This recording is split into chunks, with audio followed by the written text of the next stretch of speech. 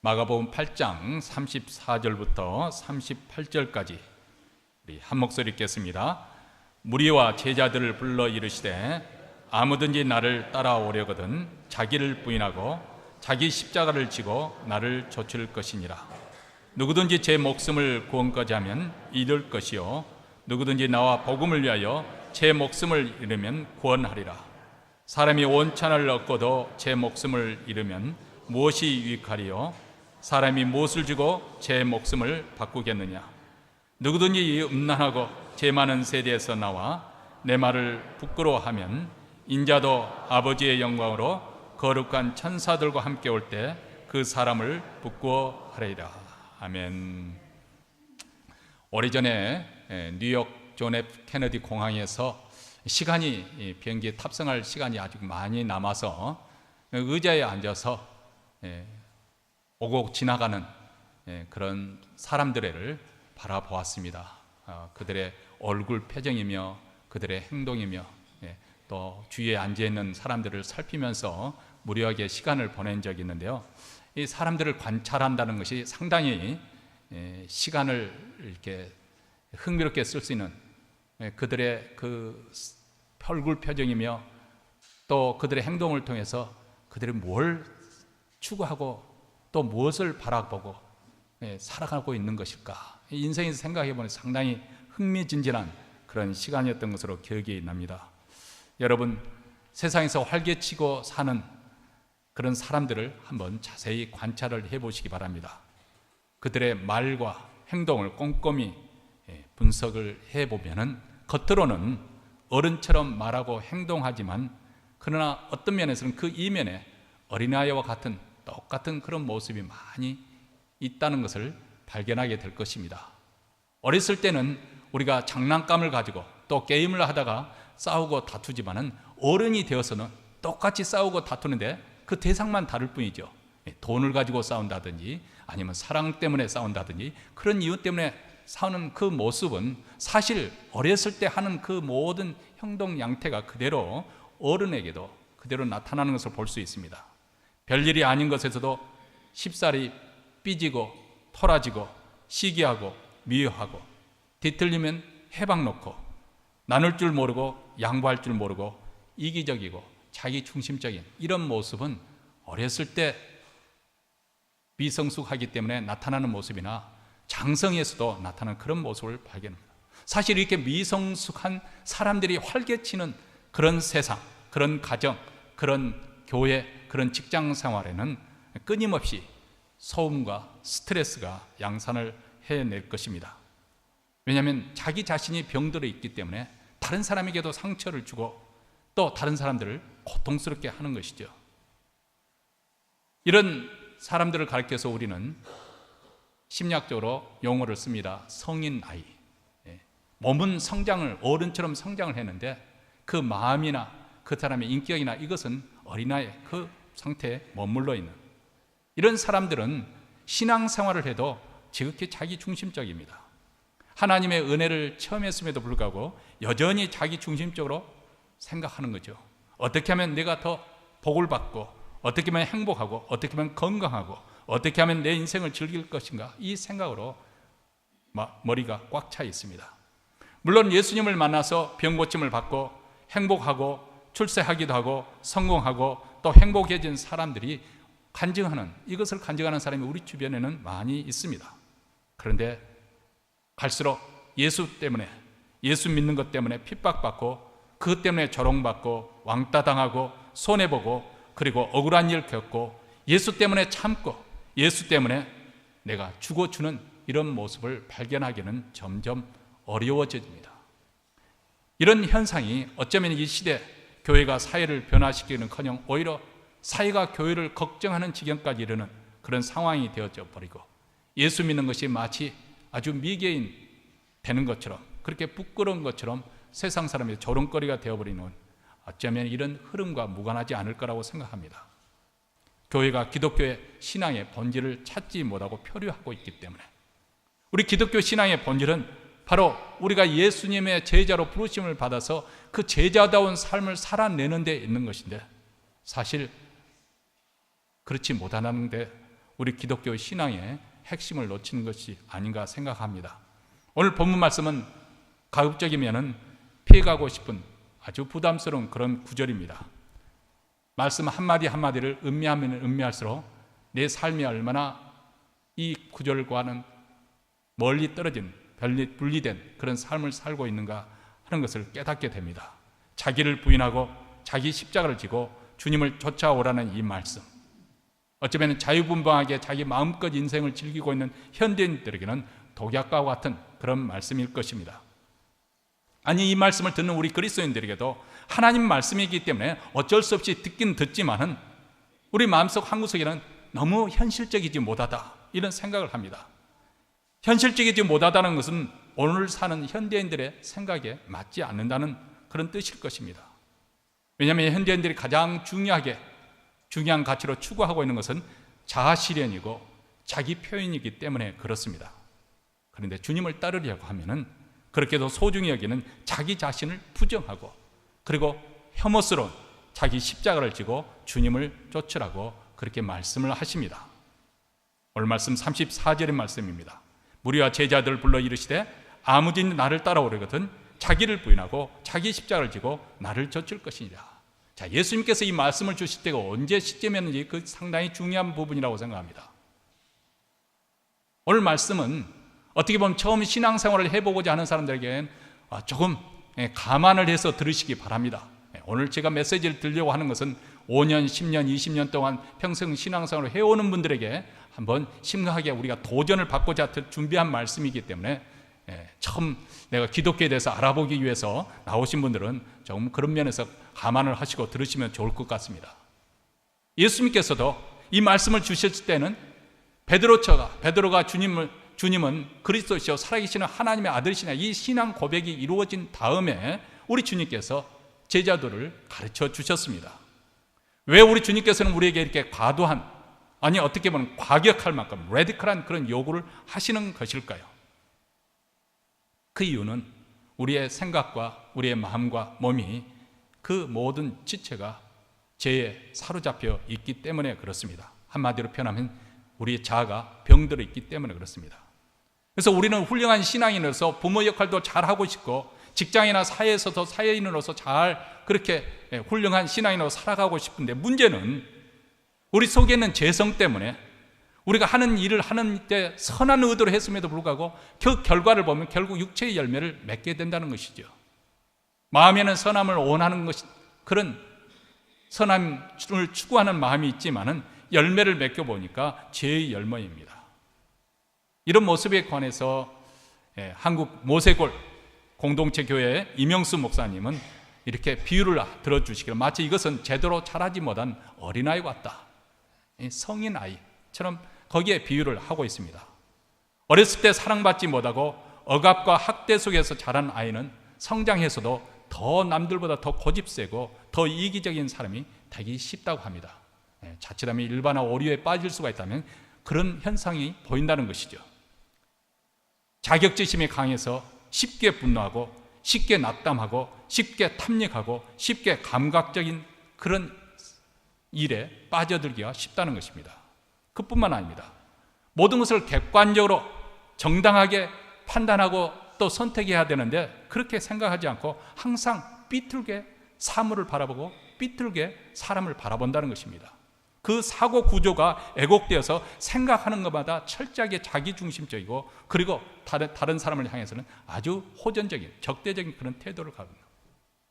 이렇게 제대로 자라지 못한 아이처럼 우리를 병들게 하는 그 힘, 우리를 그렇게 끌고 가는 그 힘의 정체가 무엇인가? 성경에서는 죄라고 그렇게 말합니다. 한마디로 죄의 권능이, 죄의 힘이 우리를 이렇게 얽어매고 있다는 사실입니다. 그래서 우리 주님께서는 과격한 제자도를 우리에게 요구하시는 것이죠. 한마디로 표현하면 우리 자신을 주님께 항복하고 바치라는 것입니다. 시편 기자는 51편 17절에서 이렇게 이 사실에 대해서 말씀합니다. 하나님께서 원하시는 것은 제사가 아니라 상한 심령이라. 하나님께서는 우리에게 상한 심령을 원하시는 것이지 우리가 제사 지는 것을 하나님께서 바라시지 않는 거예요. 이스라엘 백성들처럼 예수님이 하나님의 마치 피해 제사를 지내는 것 좋아하셔서 열심히 피해 제사를 지냈는데 그들은 돌아서서는 또 여전히 이방 사람들처럼 살아갔습니다. 우리 하나님께서는 내가 너희가 드리는 그 피에 내가 실증이 났다. 너희들은 단지 성전 뜰만 밟고 가는도다. 이렇게 말씀하셨습니다. 사람들은 상한 심령, 즉 병든 자기 자신을 하나님께 바치려 하지 않고 예배를 드립니다. 헌금을 드립니다. 또 봉사를 합니다. 그리고 그것으로 다 되었다고 생각을 합니다. 그렇기 때문에 교회에 오래 출입하고 오래 출석했지만은 그 삶에 변화가 나타나지 않고 그 인격에 변화지지 않고 옛 습관이 그대로 나타나는 것이죠. 그 이유는 우리 자신 속에 숨어 있는 자아가 병들어 있는 채로 그대로 남아있기 때문에 그렇습니다. 우리 자아가 병든 채로 그대로 남아있으면 그 사람이 하는 신앙생활도 역시 병든 신앙생활이 되어버리고 맙니다. 하나님을 믿는다고 하면서도 여전히 항상 불안하고 항상 염려하고 항상 근심하고 항상 불평하고 항상 남을 원망합니다. 탐욕과 탐식, 음란과 중독, 시기, 질투, 흘기는 눈, 거짓말과 험담을 끊임없이 하지 않는 이유가 무엇입니까? 교회는 출석을 하는데 그 병든 자가 고침을 받지 않았기 때문에 그렇습니다. 주님께서 우리를 제자의 길로 초청한 이유도 바로 여기 있습니다. 우리의 병든 우리 자신을 하나님께 바쳐야만이 하나님께 우리를 고쳐줄 수가 있는데 그것을 내놓지 않는 거예요. 드러내지 않는 거예요. 예수님께서 복음서에 보면 많은 사람들이 예수님께 찾아왔을 때 그들의 문제를 예수님이 다 고쳐주셨습니다. 심지어는 불구의 몸으로 온 사람들이 온전하게 회복되었습니다. 눈먼 사람들이 눈을 뜨게 되었습니다. 문둥병자가 치유되는 놀라운 역사가 일어났습니다. 온갖 질병을 다 고치시고 인생의 문제를 해결해 주시고 그들이 돌아갈 때는 기쁜 마음으로 구원받은 그런 역사가 일어났습니다. 그런데 오직 한 부류의 사람들만 끝까지 변화가 없었습니다. 누구였습니까? 바리새인들과 서기관들의 무리였습니다. 왜 변화가 없었을까요? 그들은 자신의 병든 그 자기 자신의 모습을 감추고 꽁꽁 그것을 닫아 걸고 아무렇지도 않은 적, 문제가 없는 것처럼 그렇게 주님에게 나왔기 때문에 그렇습니다. 드러내야 우리 주님께서 고쳐줄 수 있는데 그들은 오히려 주님 앞에서 오히려 그것을 자기들의 어떤 신앙의 형식으로 갖추면서 그것으로 다 걸었습니다. 주님께 내놓아야 우리 주님께 고침을 받을 수 있고 여기서부터 우리의 영원한 삶의 길이 열리게 되고 또 신령한 열매를 많이 맺는 그런 복된 삶이 시작이 되어집니다. 물론 우리가 오늘 말씀에 좀 제자의 길, 그 십자가의 길은 세상적인 관점에서 보면 참으로 불가능한 일입니다. 아니 어리석은 일입니다. 시대를 역행하는 일인 것 같고 손해보는 이 길입니다. 그러나 오늘 주님께서 우리에게 말씀하시는 건 영적인 관점에서 보면 그것은 가장 복된 길이고 형통한 길이라는 것을 말씀을 하고 있습니다. 우리가 주님의 뒤를 쫓아갈 때 하나님께서는 우리에게 통해서 기뻐하시는 그런 선한 열매를 맺을 수 있다고 말씀합니다. 요한복음 15장 8절에 너희가 과실을 많이 맺으면 내 아버지께서 영광을 받으실 것이요 너희가 내 제자가 되리라 이렇게 말씀을 하십니다. 오늘 우리는 본문 말씀을 통해서 제자의 삶이 무엇인가, 한마디로 그리스도인으로 살아간다는 것이 내용이 무엇인가, 그 핵심을 우리가 한번 붙들고 씨름을 해보는 그런 시간이 되었으면 좋겠습니다. 어쩌면 이 말씀을 붙들고 씨름하다면 이 말씀이 우리를 살리는 것이 아니라 우리를 절망으로 빠뜨릴 수가 있을 수도 있습니다.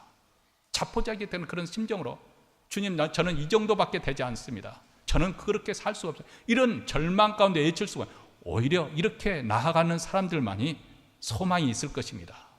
그래야만이 우리가 하나님께 우리 자신의 있는 모습을 그대로 정직하게 인정하고 하나님의 은혜를 힘입고 나아갈 수 있기 때문에 그렇습니다. 그래서 오늘 이 본문을 통해서 우리 신앙의 자세를 바로 잡을 수 있는 그런 시간이 되기를 원합니다. 첫째로 제자의 삶은 어떤 삶의 내용이냐, 자기를 부인하는 데 있다는 것입니다. 제자가 되는 가장 기본이 무엇이냐, 자기 부인에 달려 있습니다. 부인이라는 이 단어는 현대어 성경 번역에 보면 버리고라는 말로 번역을 했는데요, 한마디로 자기를 비운다는 것이죠. 자기를 비운다는 것이 무엇이냐, 불교에서는 소위 말하면 그 무아지경, 무상무념, 이 세상에 있는 것은 다 허상이고 우리가 이 세상에서 그럼에도 불구하고 고통을 받는 이유는 그 허상인 그것을 집착하기 때문에 그렇다. 그러니까 이것을 다 마음을 비워야 된다. 이게 바로 불교에서 말하는 것입니다. 아니 또 다른 그 금욕적인 종교에서는 마치 자기 자신을 멸시하고 학대하는 것이 자기를 비우는 것인가? 도교에서 말하는 것처럼 어떤 마음의 돌을 닦는 것이 그런 것을 마음을 비우는 것이라고 자기 부인이라고 그렇게 표현한 것인가? 기독교에서 말하는 자기 부인은 그런 것이 아니죠. 예수님께서 말씀하는 자기 부인이라는 것은 자기 인생에서 내가 주인이라고 하는 그 자리에서 내려오라는 것입니다. 그 대신에 내 인생의 주인이 예수 그리스도가 내 인생의 주라고 그렇게 고백하고 그 고백대로 살아가는 것입니다. 베드로도 예수님이 주라고 고백하기 전까지는, 제자가 되기 전까지는 자기 자신이 주인이 되어 살았습니다. 그런데 주는 그리스도시요 살아계신 하나님의 아들이시냐 이렇게 고백합니다. 이 말 속에는 모든 결정권을 주님께 바치겠습니다. 주재권이 주님께 있고 소유권이 주님께 있음을 인정합니다. 이제는 내가 그리스도 안에서 살겠습니다. 사도 바울도 갈라디아서 2장 20절에서 우리 그리스도인의 삶에 대해서 이렇게 표현을 하고 있습니다. 내가 그리스도와 함께 십자가에 못 박혔나니 그런즉 이제는 내가 산 것이 아니요 오직 내 안에 그리스도께서 사신 것이라. 이제 내가 육체 가운데 사는 것은 나를 사랑하사 나를 위하여 자기 몸을 버리신 하나님의 아들을 믿는 믿음 안에서 사는 것이다. 더 이상 내가 내 자신을 위해서 살지 않냐고, 내가 그리스도 안에 머물고 그리스도께서 내 안에서 내 인생을 주관하면서 그분이 주가 되어서 내 주도적으로 내 인생을 이끌고 가십니다. 여기에 참으로 우리 그리스도의 아름답고 멋있는 그런 인생에 열리게 되는 것이죠. 초가상관에도 만족할 수 있는 그런 삶의 비결이 바로 여기 있습니다. 고대 광실에 살아도 교만하지 않고 겸손할 수 있는 그 이유가 여기 있습니다. 온갖 탐욕의 노예로부터 해방될 수가 있고, 또 현대인들이 갖는 가장 큰 스트레스 중에 하나가 무엇이냐면 자기가 남을 자꾸 지배하려고 조정하려고 하는 데서 엄청 스트레스를 받거든요. 왜냐하면 사람들은 내가 원하는 대로 조정되어지면 참 좋겠는데 그러지 않잖아요. 부모가 원하는 대로 자식들이 그렇게 자라주면 얼마나 좋겠어요. 아내가 남편을 조정하고 내가 원하는 대로 이끌는, 그것이 이 왼수가 움직여주지 않으니까 우리가 스트레스 받는 거 아니겠어요? 이 스트레스, 남을 지배하고 조정하려는 이 욕망, 여기서부터 자유는 자기 부인으로부터 오는 것입니다. 사람들에게 인정을 받고 인기를 누려야 하는 그런 욕망, 심지어는 수단과 방법을 가리지 않고 성공해서 역사의 중앙에 서고 싶은 욕망, 그리고 무엇보다 죄의 세력으로부터의 자유, 해방. 이것은 어디서부터 오는 것인가? 내 자신을 부인하고 예수 그리스도가 내 삶의 중심이 될 때, 주인이 될 때 이루어질 수 있는 것이죠.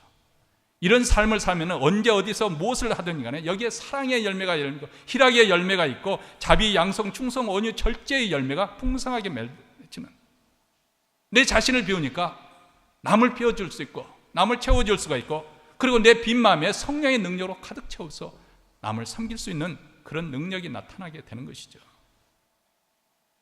그러므로 내게 주어진 생명, 명예, 권력, 재능, 학식, 건강, 자식, 가정, 이 모든 것이 하나님의 것임을 인정하는 것, 이 고백의 출발이 바로 우리 신앙에는 굉장히 중요한 것입니다.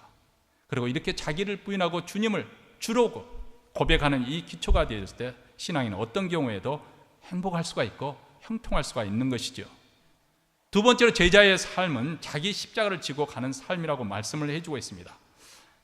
우리가 십자가라고 하면 오늘 현대인들은 자칫 오해할 수가 있죠. 우리 현대인들의 십자가는 십자가 목걸이를 먼저 목에 달랑달랑 걸고 다니는 목걸이를 연상할 수 있습니다만, 십자가를 진다는 것은 그 당시 예수님 당시에는 십자가의 처형을 그렇게 언도를 받은 사람이 형을 집행할 때 자기가 처형당할 때 그 십자가를 지고 올라가는 거예요. 예수님께서도 골고다 언덕을 자기가 처형당할 그 십자가를 지고 가셨습니다. 이처럼 우리가 예수님을 뒤를 쫓아가려면 치러야 될 대가가 있다는 거예요. 그 희생이 있다는 거예요. 심지어는 그 자리가 죽음의 자리라 할지라도 거기까지 죽으라서 쫓아갈 사람이 제자의 삶이라는 거예요. 왜 그럴 수 있을까? 왜 순교할 수 있을까? 그것은 마치 밭에 감춘 보화처럼 예수님이 부활하는 것을 발견했기 때문에, 그 이상, 그 이하, 그 어떤 것보다도 예수님이 가장 존귀한 분이기 때문에 그분들은 그렇게 갈 수가 있었던 것이죠. 자, 오늘날 현대인들에게는 참 믿겨지지 않는, 정말 이것은 기독교 신앙에 들어오지 않으면 도무지 살아낼 수 없는 그런 삶의 그런 수준을 말씀합니다. 오늘날 현대인들은 얼마나 영악합니까? 절대로 손해볼 거래는 하지 않습니다. 그러면서도 혹시 자기 권리가 침해당하거나 정당한 자기 몫이 줄어들까 봐 눈을 부릅뜨고 살피는 것이 현대인들의 그 아주 영리한 모습 아닙니까? 몇 번 이 예화를 써먹었던 것인데요, 저는 이 예화를, 그 우스갯소리를 들을 때마다 참 맞다 손뼉을 치게 됩니다. 어느 주일학교에서 일어났던 일인데요, 한 교사가 어린아이들에게 거지 나사로와 부자, 어리석은 부자에 대한 그 비유, 예수님의 비유에 대해서 이렇게 말씀을 전했습니다. 말씀을 전한 다음에 교사가 제 아이들에게 결심을 시키기 위해서 물었습니다. 여러분은 거지 어리석은 부자가 되고 싶으세요? 거지 나사로가 되고 싶어요? 그렇게 물어봤어요. 그랬더니 한 아이가 손을 번쩍 들더니, 선생님, 살아있을 때는 어리석은 부자가 되고 싶고요, 죽어서는 거지 나사로가 되고 싶어요. 그렇게 답변했다는 것이죠. 아마 이것이 보편적인 우리의 마음일 것 같아요. 네, 제자의 삶은 자기 십자가를 지고 주님을 쫓아가는 거예요. 여기서 자기 십자가라는 것은 내가 어떤 잘못을 해가지고, 내가 범죄를 해가지고 지는 그 고통, 그 고난을 말하고 있는 것이 아닙니다. 여기서 말씀하려고 하는 것은 예수님 때문에, 예수님을 위해서, 예수님의 정신과 가치, 그리고 그분이 지향하는 그 목표와 목적, 지향하는 그 목표대로 우리가 살고자 할 때 세상으로부터 오는 그런 조롱이나 모욕이나 차별이나 불이익이나 아니면 심지어는 처벌이나 투옥, 그리고 죽음까지도 감수하고 가는 것이죠. 물론 그렇기 때문에 우리가 얼마든지 세상과 타협하면 이 자기 십자가를 짓지 않을 수도 있어요. 얼마든지 내가 그렇게 수고하지 않아도, 봉사하지 않고 희생 없이 그냥 예배만 드리고 얼마든지 그렇게 쉽게 인생을 살아갈 수도 있습니다. 그런데 우리 주님을 사랑하기 때문에 자기 십자가를 지고 주님을 따라가는 것이죠. 실제로 가룟 유다를 제외한 11 제자들, 예수님의 11 제자들은 자기에게 주어진 그 십자가를 피하지 않고 갔습니다. 우리가 잘 아는 바와 같이 전승에 하면 베드로는 로마에서 십자가에 거꾸로 매달려 죽었습니다. 마가는 알렉산드리아에서 기도하며 순교했다고 알려집니다. 빌립은 소아시아에서 십자가를 지고 죽었습니다. 바돌로메는 몸에 가죽을 벗기는 그런 죽임을 당했습니다. 도마는 인도에서 나는 예배한다고 소리치며 순교했다고 알려지고 있습니다.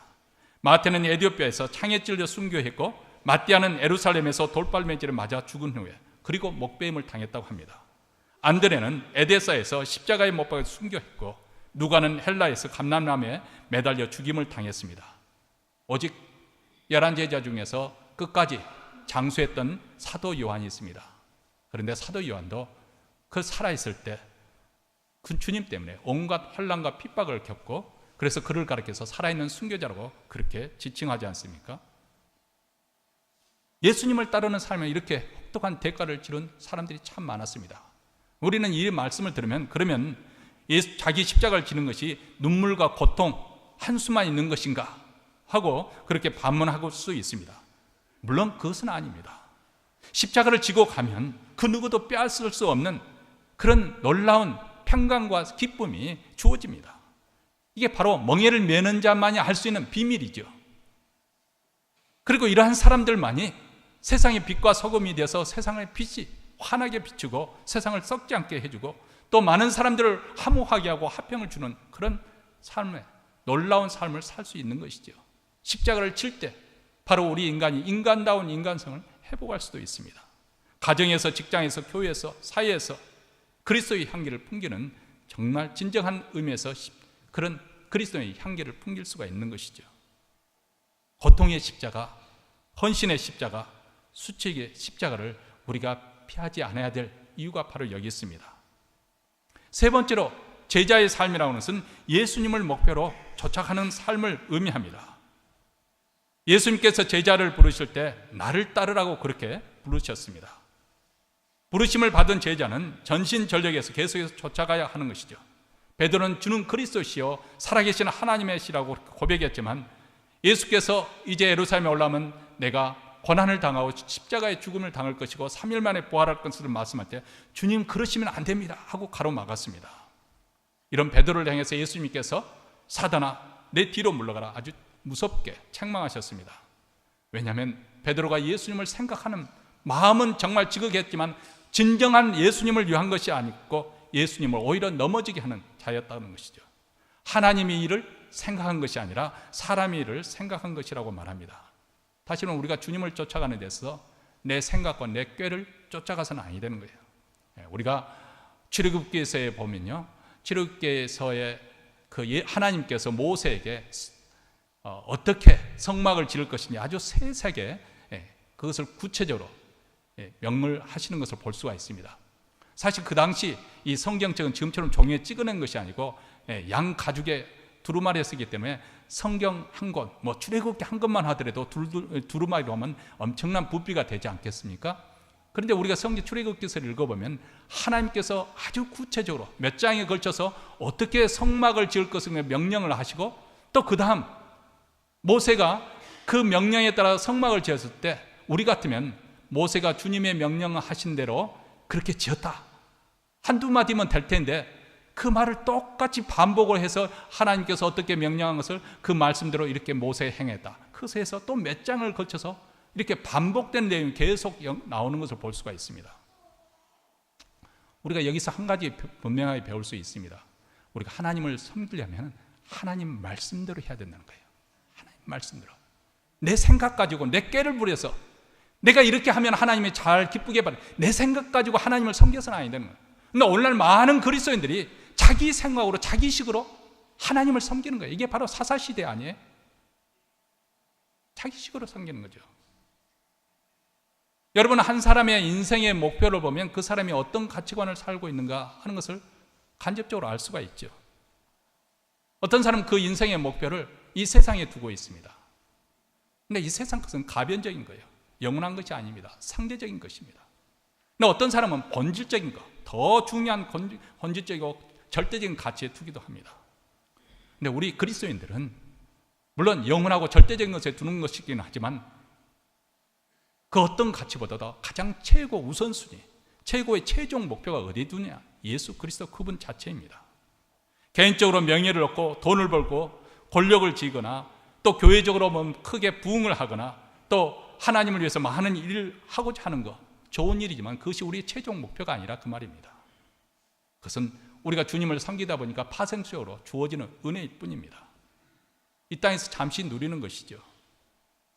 우리의 인생의 최종적인 추구하는 그 목적은 바로 구세주이시고 메시아이신 역사의 주인이 되신 예수 그리스도 그분 자신입니다.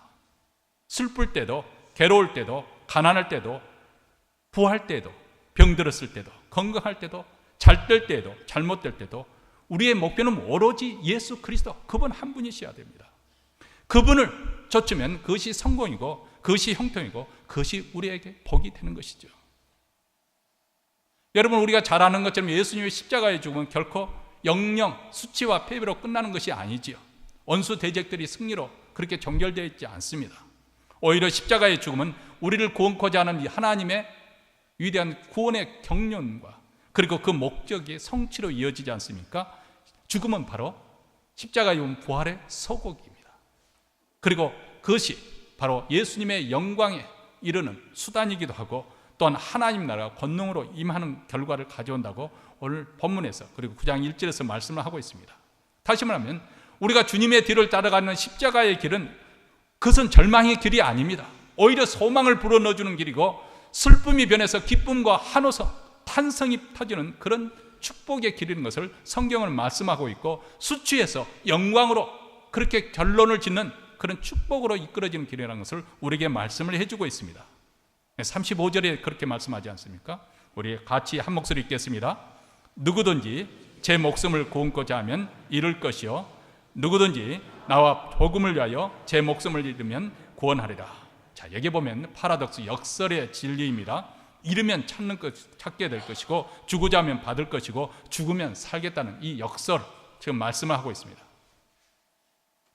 하나님과 상관없이 자신의 욕망과 목표를 만족시키기 위해서 자기 생명, 자기 목숨을 구하고자 하는 사람은 결국은 그 생명, 여기서 말하는 생명이라는 것은 하나님과 함께하는 영원한 생명을 말합니다. 그 생명을 얻게 될 것입니다. 반대로 기꺼이 그리스도와 복음을 위해서 자신의 생명을 잊고자 하는 자는 실상 생명을 구원하는 그런 놀라운 일이 일어날 것을 말씀을 해주고 있습니다. 자, 이 사실을 다시 한번 강조하기 위해서 36절에서는 청중들에게 질문을 던지는 식으로 말씀을 하고 있죠. 사람이 만일 온천을 얻고도 제 목숨을 잃으면 무엇이 유익하리요? 자, 어떤 사람이 온천을 다 얻었지만은 만약 자기 목숨, 하나님과 함께하는 이 영원한 생명의 목숨을 상실하게 된다고 한다면 무엇이 유익할 것인가? 전혀 유익하지 않다는 것을 강조해서 반어법으로 지금 묻고 있는 것입니다. 이 세상의 모든 부귀의 영화를 다 누린다 해도 결국 모든 인생은 죽게 될 것이고 죽음 외에는 하나님의 엄중한 심판이 있을 것입니다. 그래서 에칼도르 아오다니 부족에게 복음을 전하다가 29살에 순교한 짐 엘리엇, 이분이 바로 제가 대학교 다녔던 위튼 대학교, 이튼 대학교는 리버럴 아트 칼리지인데 이 단과대학으로서 그런 단과대학으로서는 선교사님들과 목사들을 아주 많이 미국에서 많이 배출한 학교입니다. 빌리그람 목사님도 거기 출신이신데요. 어쨌든 거기 보면은 그 사람이 대학교, 그 위튼 대학교 다닐 때 자기 일기에 이런 말을 남겼습니다. 자신이 이룰 수 없는 것을 얻기 위해 자신이 지킬 수 없는 것을 내어주는 자는 바보가 아니다. 짐 엘리엇이 무엇을 말씀하려고 하는지 우리가 오늘 본 말씀을 배경으로 해서 잘 이해를 해보시기 바랍니다. 자신이 이룰 수 없는 것을 얻기 위해, 그것은 무엇일까요? 한마디로 영생, 천국, 이 모든 것을 포함한 예수 그리스도, 그것을 포함한 영원한 것을 말하는 것이겠죠. 이것을 얻기 위해서 자신이 지킬 수 없는 것을 내어주는 것, 이 세상에 있는 것을 아무리 내가 지키려고 해도 때가 되면 다 포기하고 가야 되는 거 아니겠어요? 지킬 수 없는 것을 내어주는 것, 내가 이것을 기꺼이 내줌으로써 내가 영원한 것을 얻는다고 한 그 삶을 산다는 것은 결코 바보스러운 것이 아니다, 그 말입니다. 그렇습니다. 하나님과 함께하는 영원한 생명과 바꿀 수 있는 것은 이 세상에 아무것도 없습니다. 순교자들이 왜 자기 목숨까지 포기하면서 그 길에서 포기하지 않았을까? 왜냐하면 그가 섬기는 예수 그리스도는 이 세상에 그 어떤 것보다 가장 존귀하신 분이고 가장 값어치 있는 분이기 때문에 그 보화를 바꿀 수 없기 때문에 그분들은 그 길을 기꺼이 갔던 것이죠. 그래서 37절에 사람이 무엇을 주고 제 목숨을 바꾸겠느냐? 그럴 사람은 아무도 없다는 것입니다. 예수님의 십자가의 죽음이 부활의 영광에 이어지는 것처럼 우리가 제자의 길을 가는 것이 마치 손해보는 것처럼 하지만은 사실 그것이 우리를 영광에 이르게 하는 길이기도 합니다. 그래서 38절에 누구든지 음란하고 죄 많은 세대에서 나와 내 말을 부끄러워하면 인자도 아버지의 영광으로 거룩한 천사들과 함께 올 때 그 사람을 부끄러워하리라, 이렇게 말합니다. 만약 우리가 예수님의 진리를 쫓아가지 않냐고 이 세상과 영합해서 살기로 다짐, 그렇게 사는 길로 가다 보면 예수님을 부끄러워하는 삶을 살게 되는 것이죠. 그 길로 우리가 선택을 한다면 예수님께서도 천사들과 다시 오실 때 우리를 부끄러워하게 될 거라는 것입니다. 부끄러워하실 거라는 거죠. 한마디로 말하면 예수님께 함께하는 그 영원한 생명, 그 영광을 함께하지 못할 것이라는 것입니다. 반대로 그분과 함께 고난의 길을 같이 가면 영광이 약속되어 있습니다. 그래서 마가복음 10장 30절에 보면 금세에 있어서 집과 형제와 자매와 모친과 자식과 전토를 100배나 받되 핍박을 겸하여 받고 내세에 내 영생을 받지 못할 자가 없느니라. 우리 주님께서 가시는 그 길은 우리가에게 망하게 하는 그런 길을 약속하신 것이 아닙니다. 이 땅에서도 우리 주님께서는 복을 약속해 주셨고 책임져 주실 것을 약속해 주시면 내세에 영생의 축복도 확실하게 보증해 주셨습니다. 그뿐만 아닙니다. 우리가 정말 주님의 뒤를 쫓아가는 그런 제자의 삶을 살기 때문에 하나님 나라의 그 권능을 힘입어서 살게 되는, 그것을 실제적으로 체험하게 되는 축복된 삶이 될 것을 말씀하고 있죠. 마가복음 9장 1절에서 이렇게 말합니다. 내가 진실로 너에게 이르노니 여기 섰는 사람 중에 죽기 전에 하나님의 나라가 권능으로 임하는 것을 볼 자들도 있느니라. 자, 예수님께서 십자가의 복음에서 부활하시고 승천하셔서 하나님 보좌 우편에 앉으셨습니다. 하나님 보좌 우편에 앉아 계시다는 말은 하나님의 권세와 능력과 정기를 입으셨다는 그 자리에, 영광스러운 자리에 앉으셨다는 것을 말하죠. 자, 보좌에 앉으셨다, 이 말은 우리 하나님께서 영광스러운 자리에 앉으셔서 만인이 우러러보는 그런 높고 또 영광스러운 그런 자리에 앉았다는 그런 부분도 있지만은 여기에 보좌에 앉았다는 것은 한마디로 말해서 대통령이 백악관에서 그 오발 책상인가요? 거기 앉아서 무슨 일을 할까요? 미국 대통령이 일을 하는 거죠. 진무를 보는 거예요. 왕으로 그 자리에 앉으시는 예수께서 지금 진무를 보고 계신다. 왕으로서 통치하고 계신다. 그런 뜻입니다. 그러므로 우리가 제자의 길을 가는 사람에는 특별히 우리 주님께서는 왕이 되시는 우리 주님께서 우리를 보호해 주실 것이고 우리의 길을 형통하게 해 주실 것이고 우리의 하나님께서 주시는 그 은혜 속에서 온갖 복을 내려 주실 것입니다. 다시 한번 이 땅에서도 천국을 앞당겨서 경험할 수 있는 것이죠. 그래서 로마서 14장 17절에 하나님의 나라는 먹는 것과 마시는 것이 아니요 오직 성령 안에서 의와 평강과 그리고 희락이라 이렇게 말합니다. 다시 한번 이 세상이 주는 돈에 주는 것과 명예를 따르는 것과 권력을 따르는 것보다 더 큰 놀라운 행복과 평강과 기쁨이 우리 마음속에 샘솟듯 솟구치게 될 것을 말합니다. 이런 기쁨과 사랑이 있었기 때문에 초대교회 성도들은 그들은 고난의 길을 마다하지 않냐고 주님을 따라갔을 수 있었던 것이죠. 여러분, 우리가 이런 제자의 길을 가지 못하는 가장 핵심적인 부분 중에 하나가 베드로처럼 신앙 고백이 분명하지 못했기 때문에, 그래서 하나님에 대한 신뢰, 믿음이 없기 때문에 그럴 수도 있습니다. 하나님의 선하심을 의심하기 때문에. 지난번 이 지역에는 목회자 부부에서 5가정이 선교제 여행을 갔습니다. 물론 평소에도 친하게 가깝게 지냈지만은 또 이렇게 장시간 여행하면서 또 며칠 같이 하면서 이런저런처럼 굉장히 가까워졌는데요. 이제 가는 길에 어느 사모님의 간증이 참 흥미로워 있었어요. 목사님께서 개척교회를 하셨는데 그 개척교회가 잘 되지 않아서 결국은 이제 포기를 하게 되고 문을 닫게 되고 이제 목사님께서는 진로를 새롭게 정해야 되는, 그래서 이제 놓을 수밖에 없는 그런 상황이 되어버리고 말았습니다. 한국에 들어가야 되나 이렇게 번민을 하고 있는데 사모님은 이제 아무도 이제 수입이 없으니까 사모님이라도 일을 해야 될 거 아니겠습니까? 그래서 이렇게 수고를 하고 고민 가운데 있는데 그 사정을 아는 목사님의 친구분이 아르헨티나에서 살고 있었는데 아마 꽤 그렇게 부유하게 살았던가 봐요. 목사님께 네 분들에게 비행기값만 마련해서 날라오면 모든 거 다 책임지고 관광시키고 푹 쉬고 가라고, 그동안 참 스트레스도 많고 힘들었을 텐데 오라는 거예요.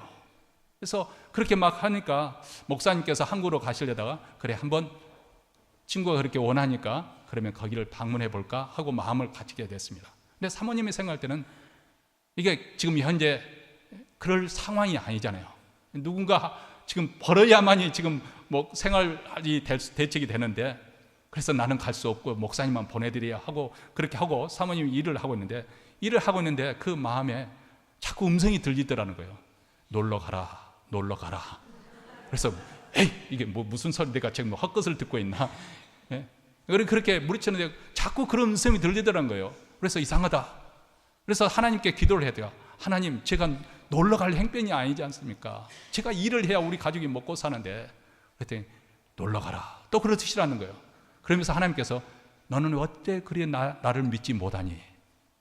어째 그렇게 나를 믿지 못하니? 놀 때 놀아야지. 놀러 가라. 그렇게 하나님께서 말씀하시더라는 거예요. 그래서 사모님이 마음을 바꾸어서 그냥 돈을 이렇게 잘 가까스로 마련해서 가셔가지고 아주 푹 쉬고 즐기고 또 세계적으로 유명한 이가수 폭포까지 다 관광하고 돌아와가지고 그리고 난 다음 돌아오셨는데 그 다음에 그 목회를 하는 이민교회 목회가 쉽지가 않지 않습니까? 힘들고 어려운 그 길을 지금까지 걸어올 수 있었다. 하나님께서 챙겨주신 거죠. 거기 이민교회 목회하는 가운데도 힘들지만은 또 수년 동안 시어머니가 치매가 왔었는데 그 치매하시는 그 시어머니를 이렇게 섬길 수 있었던 그 모든 것이 어떻게 가능한 것인가? 우리 하나님의 선하심을 체험했기 때문에, 하나님이 나와 함께 하시구나, 하나님께 내 사정을 다 알고 계시구나 체험했기 때문에. 그래서 제가 농담으로 한마디 했죠. 사모님, 저는 하나님께 하나님 쉬어야 되는데요, 놀러 가게 해주세요. 그러면 하나님, 너는 일해라 그럴 것 같다고 그렇게 농담을 했습니다만, 우리 주님은 우리 사정을 다 아세요. 우리가 제자의 삶을 살지 못하는 것은 주님을 의심하기 때문에 그렇습니다. 내가 이 길로 가면 꼭 망할 것 같거든요. 겁이 있으니까, 두려움이 있으니까, 믿지 못해서, 불신앙 때문에 우리가 제자의 삶을 살지 못하는 거예요. 그러나 우리가 주님을 뒤따르기를 가기로 결단하고 가면은 우리 주님께서 마치 홍해 바다가 갈라지는 것처럼, 홍해가 갈라지는 것처럼 마른 땅에 걸게 하도록 그 숨은 메고 가는 그 멍에 속에 비밀이 있어요. 남들이 알지 못하는 기쁨이 있고요. 또 하나님께서 구체적으로 그때그때마다 우리를 함께해 주신 것을 체험하도록 그렇게 인도해 주십니다. 우리는 주님을 쫓아 제자의 삶을 사는 것이 고생과 고통만 있을 거라고 지레짐작해서 두려워서는 아니 됩니다. 여기서 후퇴해서도 아니 됩니다. 뒤로 물러서는 자를 우리 주님께서 기뻐하지 않으시기 때문에 그렇습니다. 히브리서 10장 38절에 말씀하시기를 오직 나의 의인은 믿음으로 말미암아 살리라. 또한 뒤로 물러가면 내 마음이 저를 기뻐하지 아니하리라 하셨느니라. 예수님께서는 베드로가 신앙 고백, 주는 그리스도시요 살아계신 하나님의 아들이라는 이 고백이 있은 후에 비로소 제자도를 가르쳐 주셨습니다. 다시 말하면 본격적으로 우리가 주님을 쫓아간다는 것은 분명한 신앙 고백이 이루어져야 가능하다는 것입니다. 내가 추종하는, 내가 섬기는 예수님이 도대체 누구신가? 그럴 만한 가치가 있는 분이신가? 그분을 가치를 발견한 사람들만이, 그분께 자기의 인생을 위탁한 사람들만이 주님의 부르심에 쫓아갈 수가 있는 것이죠. 그 사람들에게만 이 비밀의 문이 열리게 되는 것이죠. 여러분은 예수님에 대한 신앙 고백이 분명하십니까? 이 점에서 분명하다면 우리도 제자의 길을 갈 수가 있습니다. 제자로서 자기를 부인한 삶을 사는 것이죠. 더 이상 자기 주장을 하지 않냐고 우리 주님께서 내 인생을 주장하도록 맡겨드리는 것입니다. 제자는 자기 십자가를 지고 가는 사람입니다. 십자가를 앞세워서 자기 유익을 취하는 것이 아니라 하나님을 통해서 내가 어떻게 성공할까? 하나님을 통해서 어떻게 내 인생의 문제를 해결할까? 그런 얄팍한 계산 속에 하는 것이 아니라 십자가를 지고 비록 내가 불이익을 당할지라도 주님이 존귀하신 분이기 때문에 그분을 섬기기 위해서 그 길을 가는 것이죠. 주님을 쫓아가는 것이 내 인생의 최종 목표이기 때문에 그 길을 가는 것입니다. 이런 위대한 결단과 각오가 우리 모두에게 이루어지기를 주의 이름으로 축원합니다.